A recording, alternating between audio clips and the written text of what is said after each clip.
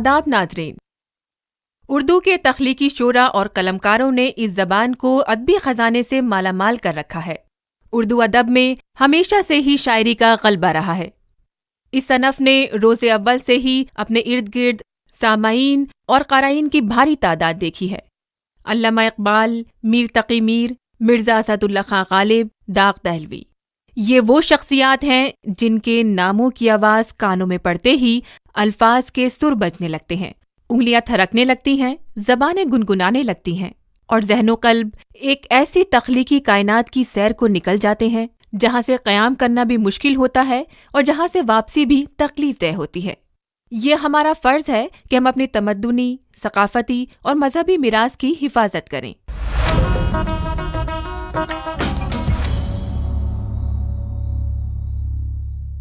Delhi Mehrauli road पर वाक़े है औरबिंदो आश्रम। इसी के नज़दीक एक तंग गली बेगमपुर गांव को जाती है।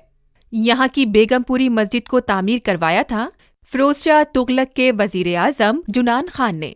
आइए देखते हैं बेगमपुरी मस्जिद। दिल्ली हर लिहाज से एक ऐसा तारीख़ी शहर और सक़ाफ़ती शहर है जिसका तहज़ीबी विरसा हज़ारों साल पुराना है।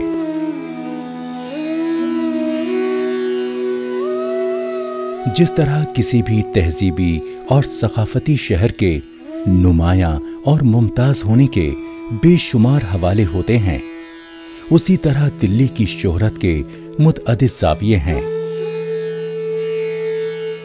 इन्हीं हवालों में एक मज़बूत और मोतबर पहलू है इबादत गाहों का फ़न तामीर। दिल्ली में मेहरौली रोड पर बेगमपुर गांव।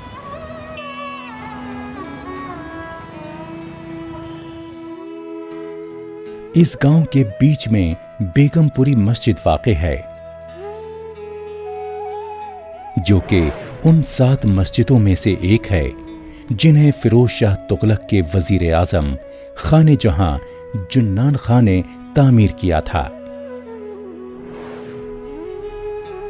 फ़न सक़ाफ़त का एक दिलकश नमूना बेगमपुरी मस्जिद, जिसका वसी व अरीज़ सहन मेहराबी दालानों से घिरा हुआ है।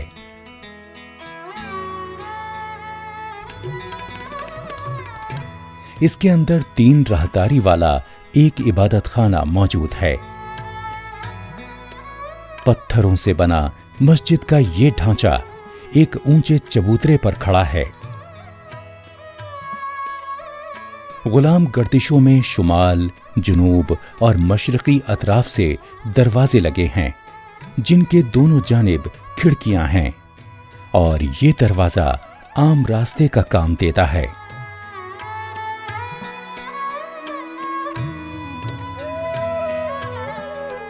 इबादत गाह का सामने वाला हिस्सा 24 मेहराबी दरवाज़ों में बटा हुआ है।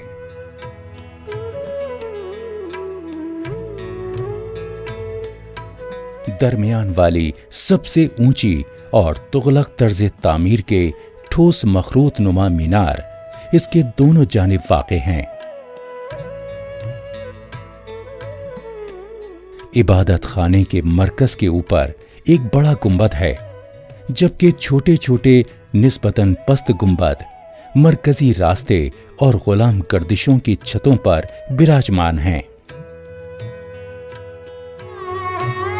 इनमें से चंद एक में कमरे बनाए गए हैं, जिनमें जरूरी अशिया और जंगी साजो सामान रखा जाता था। इस वक्त भी खिड़की गांव के नजदीक सत्युला के मकाम पर इस दीवार के कुछ हिस्से देखे जा सकते हैं। जो ही इंसान मस्जिद की तरफ बढ़ता है, उसका वसी नुकीला गुंबद बड़े दरवाजे से अचानक नमूदार होता है। इसमें दरअसल 44 छोटे छोटे गुंबद थे, लेकिन इनमें से कुछ या तो गिर चुके हैं या फिर गिरने के करीब हैं।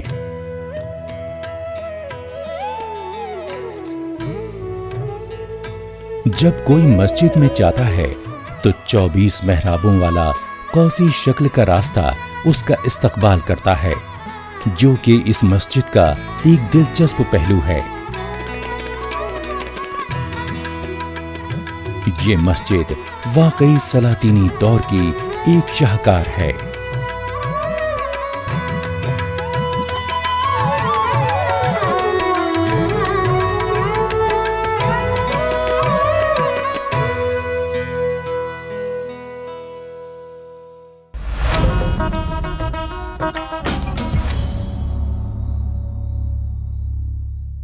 लखनवी अंदाज़े कलाम पूरे बरे-सग़ीर में मशहूर है। लखनऊ को सुनहरी शहर के नाम से भी जाना जाता है। लखनऊ हिंदुस्तान के मशहूर तरीन शहरों में से एक है। उर्दू शायरी को फ़रोग़ देने में लखनऊ का अहम किरदार रहा है।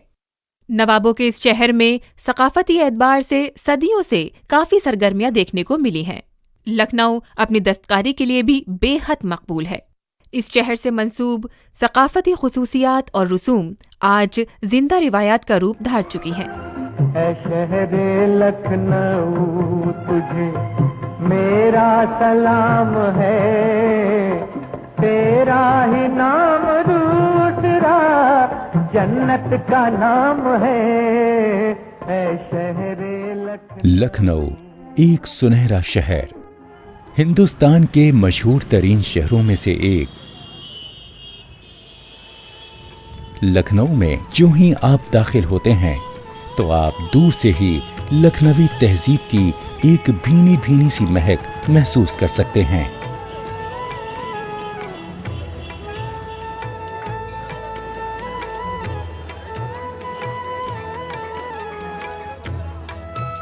नवाबों के इस शहर में सक़ाफ़ती एतबार से चंद सदियों से काफ़ी सरगर्मियां देखने को मिली हैं।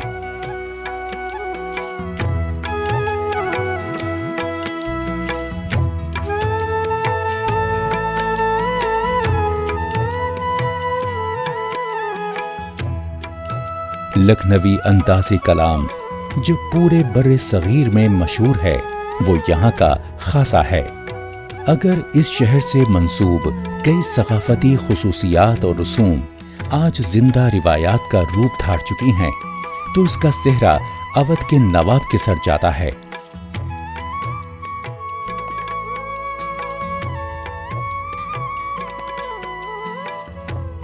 उर्दू शायरी को अपने उरूज पर पहुंचाने में इस शहर का एक अहम किरदार रहा है।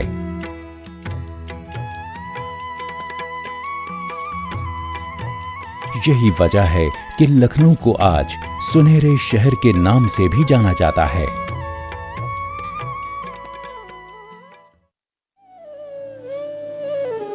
तारीखी इमारात और फ़ुनून लतीफ़ा यहाँ बावकार माज़ी और अज़ीमुश्शान रिवायात की जिंदा यादगारें हैं। सदियों से लखनऊ अपनी दस्तकारियों की वजह से मशहूर रहा है, जिनमें दिलनशीन चिकनकारी भी शामिल है।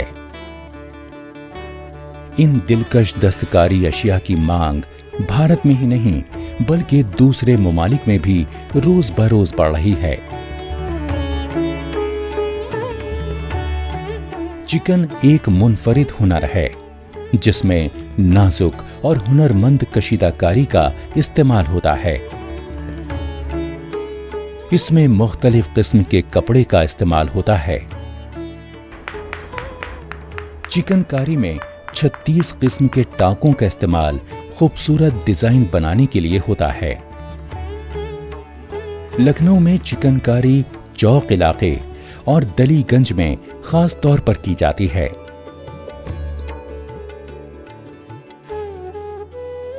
चिकनकारी के अलावा जरदोजी और कामदनकारी के लिए भी लखनऊ करबो जवार में मशहूर है। ये कशीदा कारियां सोने और चांदी के धागों से साड़ियों, दुपट्टों, लहंगों, चोलियों, टोपियों और जूतों वगैरह पर की जाती हैं। लखनऊ कदीम जमाने से जेवरात और रोगनकारी के लिए भी जाना जाता रहा है। दिलकश चांदी के ज़ुरूफ भी काफी मकबूल हैं, जिन पर शिकार करने के मनाज़िर, सांप और गुलाब वगैरह के नुकूश होते हैं।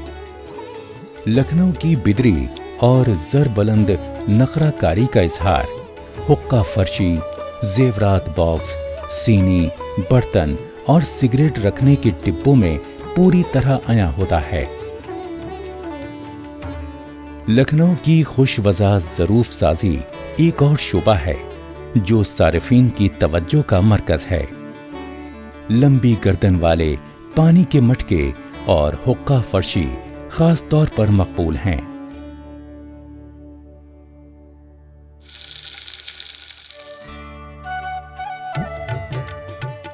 लजीज और शाही पकवानों में लखनऊ को शोहरत हासिल है। बिरयानी और लखनऊ लाजिमो मलजूम है। टुंडे कबाब और दीगर लखनवी पकवान लाजवाब माने जाते हैं।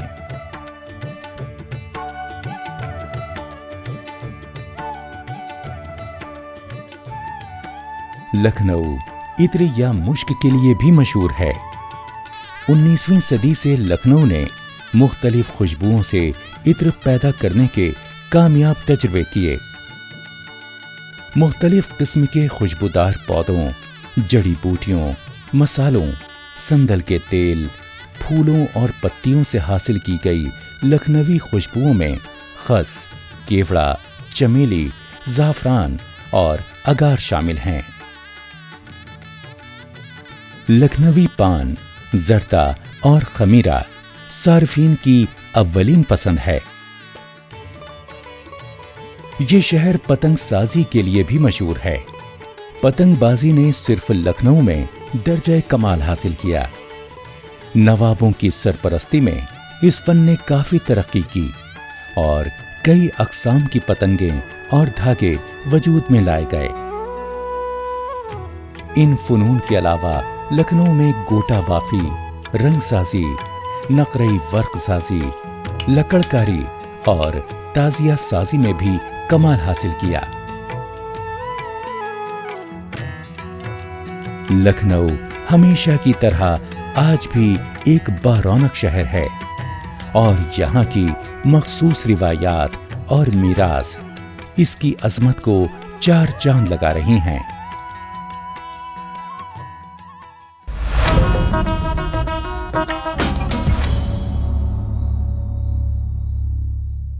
उर्दू का जन्म शुमाली हिंदुस्तान में हुआ, दक्कन में इर्तिका पाई और शुमाली हिंदुस्तान में ही अपने उरूज को पहुंची। इसको नशोनुमा और फ़रोग़ देने में उत्तर प्रदेश का अहम किरदार रहा। दिल्ली ने इसकी भरपूर खिदमत की। तसनीफ़ व तालीफ़ के अलावा सहाफ़ती शोबे में भी उर्दू का एक मुनफरिद मकाम रहा है। वहीं उर्दू के बासर कायदीन ने अपनी कोशिशों और काविशों के ज़रिए कौमी और बैनुल-अक़वामी बिरादरी को इसकी तख्लीकी अहलियत का कायल कर रखा है। वहीं उर्दू अकेडमी दिल्ली ने भी उर्दू को तेज़ी से बचाने में अहम किरदार अदा किया है। आइए इस ज़मन में मज़ीद जानकारी हासिल करते हैं। उर्दू को खड़ी बोली से पूरे आलम में दर्जा कमाल तक पहुंचाने में दिल्ली शहर के किरदार से सभी वाकिफ हैं। आजादी से पहले हैदराबाद, कलकत्ता, लखनऊ और दिल्ली ने उर्दू के दर्जा बदर्जा इर्तिका में बुनियादी किरदार अदा किया। लेकिन लखनऊ और दिल्ली को उर्दू स्कूल की हैसियत हासिल रही।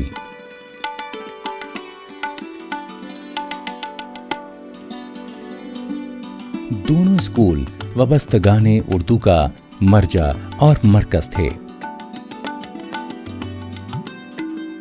दोनों शहरों के शायरों और अदीबों को अपनी उर्दू दानी और उससे वाबस्तगी पर फख्र था।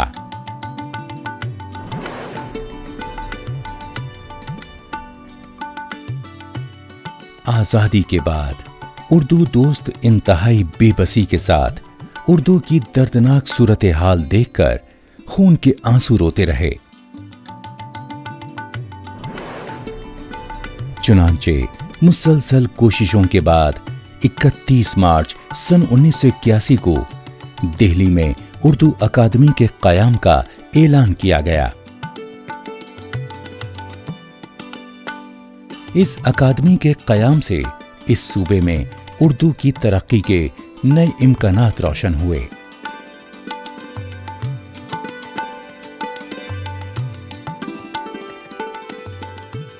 उर्दू अकादमी दिल्ली ने उर्दू को ज़वाल से निकालकर इसको नई नस्ल तक पहुंचाने का जो काम हाथ में लिया है वो काफी सराहा जा रहा है। उर्दू अकादमी दिल्ली ने एक मॉडल के तौर पर काम करने की कोशिश की। अकादमी का दायरा कार काफी वसी और मतनू तैयार किया गया। इसके बुनियादी मकासद में दिल्ली शहर की अदबी तारीखी अहवाल को इसकी सकाफती और समाजी जिंदगी के मुख्तलिफ पहलुओं से मुताल्लिक दस्तयाब तारीखी और दस्तावेजी मवाद को मुरत्तब किया गया।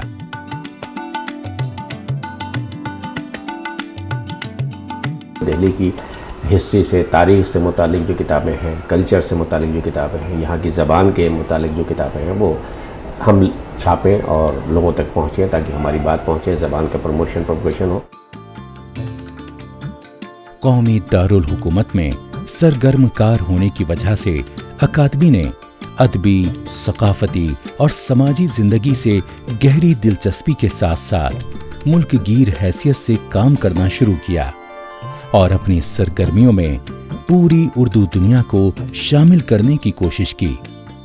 हिंदुस्तान के अंदर हम वाहिद हैं जो हर साल एक बहुत बड़ा नेशनल उर्दू थिएटर फेस्टिवल करते हैं, जिसमें पूरे हिंदुस्तान से बहुत अच्छी टीमें आती हैं और ड्रामे लिखे जा रहे हैं, ड्रामे कर रहे हैं और उर्दू में ड्रामे कर रहे हैं। कुल हिंद सतह की अदबी और शेरी महफिलों, सेमिनार, इनामो एजाज और ऐवान उर्दू और उमंग जैसे मकबूल आम माहनामा रिसालों और अहम मौज़ूआत पर मयारी किताबों की इशाअत ने उर्दू अकादमी दिल्ली को दूसरी उर्दू अकादमियों से मुमताज बना दिया। उर्दू के तईं दिल्ली की इस वाबस्तगी का समर ये निकला कि इसमें फिर से जान आई है और ये तनज़्ज़ुली का खरका उतार फेंकने के बाद तरक्की की डगर पर आ गई है।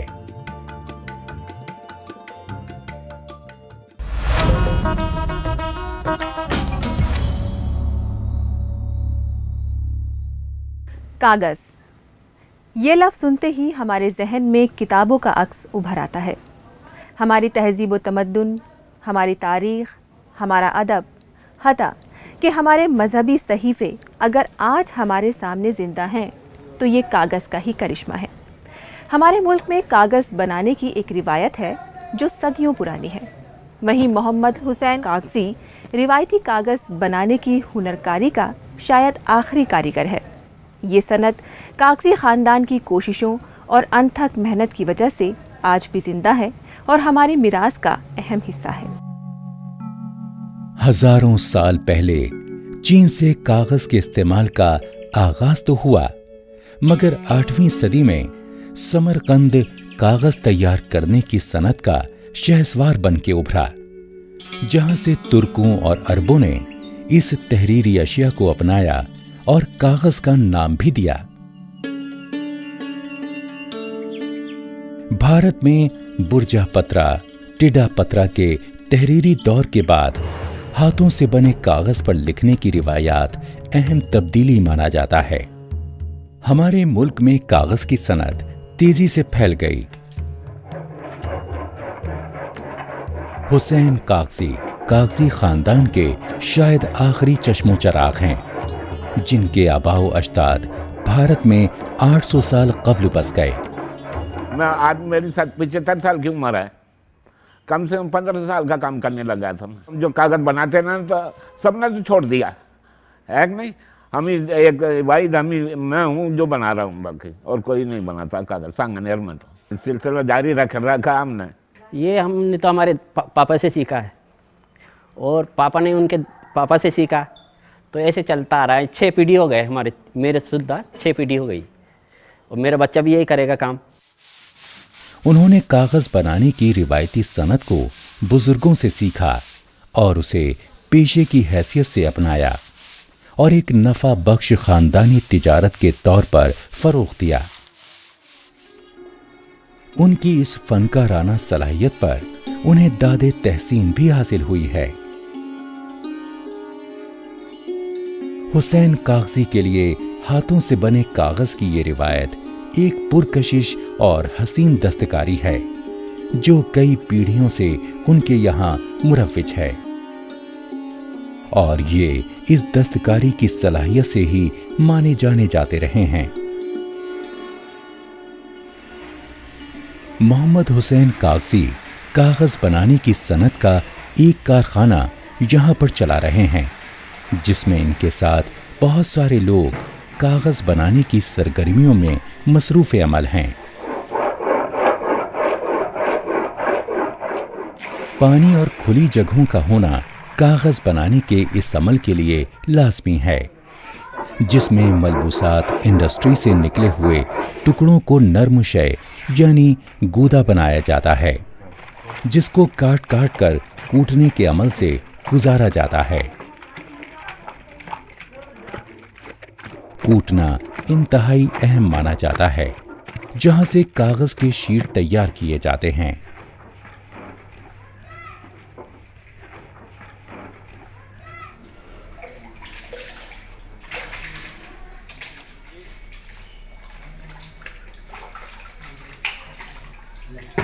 लकड़ी से हम इसको लेवल करेंगे बराबर।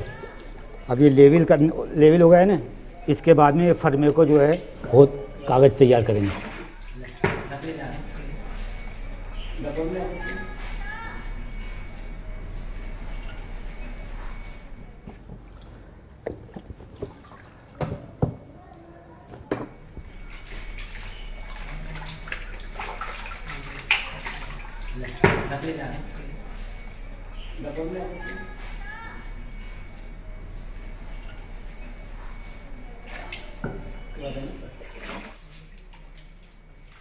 हमने इसको कागज़ बना लिया। कागज़ बनाने के बाद में इसको छपरी के ऊपर खांसी रख दी। खांसी रखने के बाद में पत्थर रख दिया। पत्थर रखने के बाद में पूरी रात रखा रहेगा। फिर सुबह पत्थर उतारने के बाद में इसको बाहर निकालने के बाद फिर दीवार पर एक एक कागज़ चिपकाया जाएगा।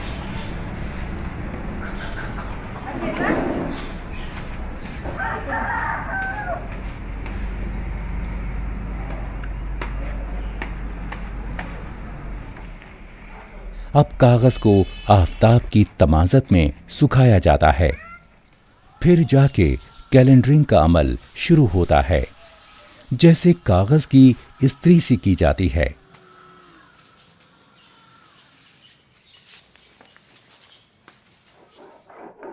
टेक्नोलॉजी की जदीद कारी से गो के इस नायाब सनत को धचका सा जरूर लगा, मगर हुसैन कागजी ने इन मुश्किल हालात में न सिर्फ अपने माश को संभाला बल्कि इस कीमती हुर्फत को जिला बख्श दी। हमारा कागज़ तो 100 कागज़ 2 दिन में कंप्लीट होता है, और मील का कागज़ होता है वो 1 दिन में हज़ारों बन जाता है, और वो सस्ता भी होता था और हमारा कुछ महंगा होता था, तो इसमें कोई बचत भी नहीं थी। तो इसको सब ने बंद कर दिया, मतलब पहले कागज़ी वाला पूरा ही था, तो किसी ने तो गत्ता चला लिया, किसी ने सलीम पेपर जो बनाते हैं उस टाइप का चला लिया, और एक हमने नहीं छोड़ा अभी इसको। माहौलियाती कसाफत के पेश नज़र 1920 की दहाई से जो मुहिम चली, उसके पस मंज़र में ये माहौल दोस्त सनत एक बेहतर मुतबादिल के तौर पर उभरी।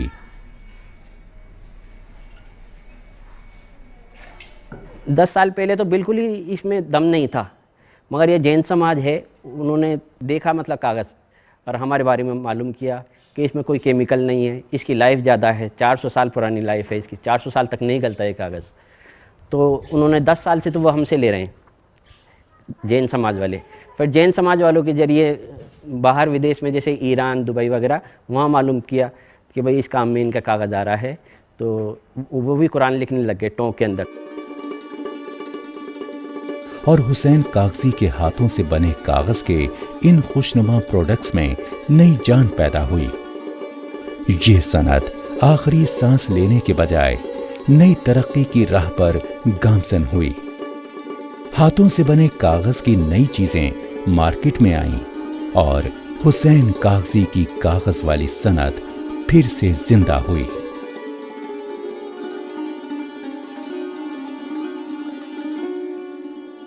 हुसैन कागज़ी का ये मुख्तसर सा तारुफ हमें हमारे हसीन और जमील मासी का भी तारुफ कराता है। तहजीबी और सकाफ़ती मिरास का ये सफ़र अगले एपिसोड में भी जारी रहेगा। अब इजाज़त दीजिए, खुदा हाफिज़।